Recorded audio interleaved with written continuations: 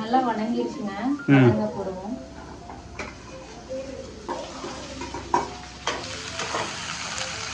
பார்க்குறதுக்கே கலர்ஃபுல்லாக இருக்கு. வெங்காயம் வணங்குற கொஞ்சம் லேட் ஆகுங்க. அப்படியா? மெதுவாக சிம்மில் வச்சோம்னா தான் நல்லா வணங்கும். சரிங்க.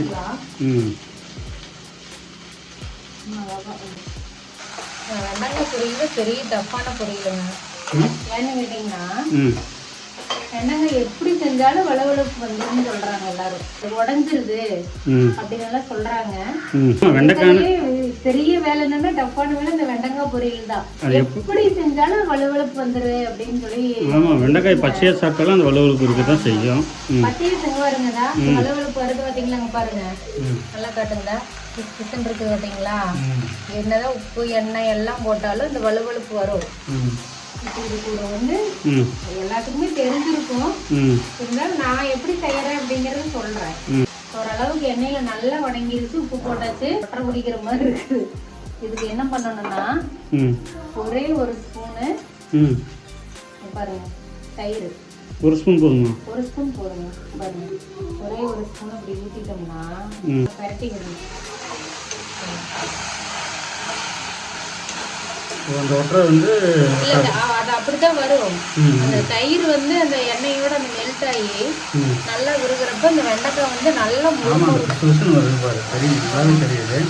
இப்போ வந்து பாத்தீங்கன்னா இது பாத்தீங்கன்னா இந்த சிம்மிலேயே வச்சுட்டோம்னா இந்த தயிர் ஊற்றுறதுக்கு வெண்டைக்காய் மேல எல்லாமே ஊற்றி அந்த அதுல தயிர்ல அந்த எண்ணெய் பதம் இருக்குது பாத்தீங்களா, அதெல்லாம் இதாகி இந்த வலுவலுப்பெல்லாம் போய் நல்லா மொறுமொறுன்னு ஆயிரும். வலுவலுப்பே வராது. சிம்மில் வச்சிருவோம்.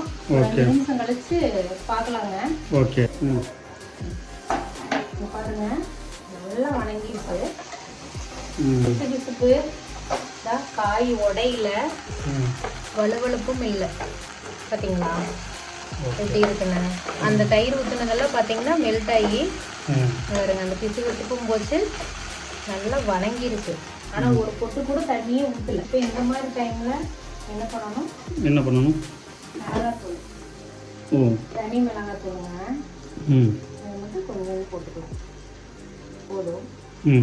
அவ்வளோதான், வந்து முடிஞ்சிருச்சு. அவ்வளோதாங்க. வேணா நம்ம தேங்காய் பூ போட்டு இறக்கிக்கலாம். நான் தேங்காய் பூ நான் திருவி வைக்கலிங்க.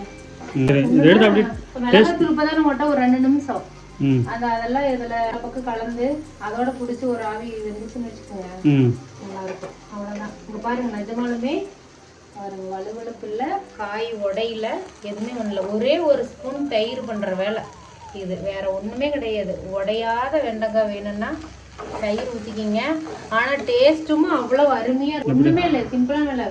ஒரு ஸ்பூன் தயிர், மிளகாத்தூள், உப்பு, எப்பவும் போல் எல்லாம் வெங்காயம், கருவேப்பிலை, கடலைப்பருப்பு இதெல்லாம் கடுகுலாம் போட்டு தாளிக்கிறோமா. எல்லாருமே வெண்டைக்காய் எல்லாருமே செய்வீங்க. இருந்தாலும் இந்த வலுவலுப்பு அதிகமாக வருதுன்னு நான் பேசுகிறப்ப எல்லாருமே சொல்லியிருக்கிறாங்கங்க. நானும் வந்து அந்த மாதிரி வலுவலுப்பாக தான் முதல்ல செஞ்சுட்டு இருந்தேன். அந்த தயிர் ஒரு ஸ்பூன் செஞ்சு சாப்பிட்டது இப்படின்னு பார்த்ததுக்கப்புறம் எந்த பிரச்சனையும் இல்லை. பிள்ளைகளுக்கெல்லாம் வெண்டைக்காய் பொரியல்னாவே அவ்வளவு பிடிக்கும். வாரத்தில் 2 டைம் செய்ய சொல்லுவாங்க. நான் செஞ்சுட்டு தான் இருக்கேன். டேஸ்ட்டாக இருக்கும். நீங்களும் ட்ரை பண்ணுங்கள். எல்லாருமே ட்ரை பண்ணி பாருங்கள். சூப்பராக இருக்கும். சரியான டேஸ்ட்டாக இருக்குங்க. நீங்கள் ட்ரை பண்ணி பார்த்துட்டு கமெண்டில் சொல்லுங்கள். மறக்காமல் எங்கள் வீடியோவை லைக் பண்ணுங்கள், ஷேர் பண்ணுங்கள், சப்ஸ்கிரைப் பண்ணுங்கள். பார்க்கலாம் இது எப்படி இருக்குன்னு பார்க்கலாம். ரெடி ஆயிடுச்சா?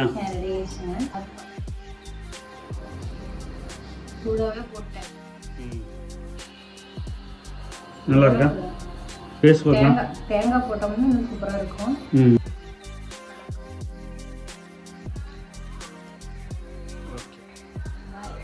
அடுத்த வீடியோவில் பார்க்கலாங்க.